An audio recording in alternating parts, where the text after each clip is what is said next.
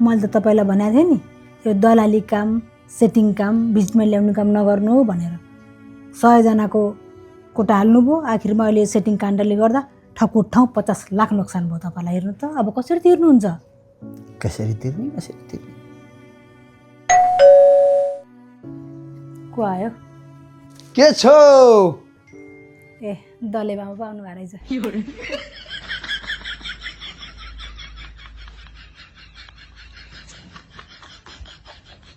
फुले दलेको चाहिँ के छ नि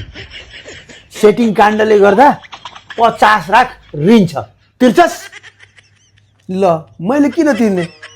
कसलाई सेटिङमा उडाउँछु भनेर ल्याथिस फिर्ता गर्दैन सकिगयो नि यता आइज त सकियो अलिकति पैसा लेखकले खायो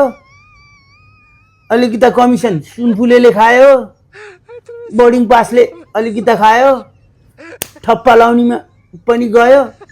मेरो भागमा त प्रति व्यक्ति 2000 परेको 100 जनाको त्यही 2 लाख हातमा परेको थियो त्यो पनि साथीभाइ स्या खाँदा सकियो कहाँ तिर्ने हो ए सेटिङमा दरै कमा होलास् भनेर सँगै बसेर यसो स्या खाउँ भनेर आएको ठुलै समस्यामा परेर म बसिन गएँ ल यी दले मामा कम्तीका छन् हाम्रो गाउँमा नुनचुक छर्न आएका नि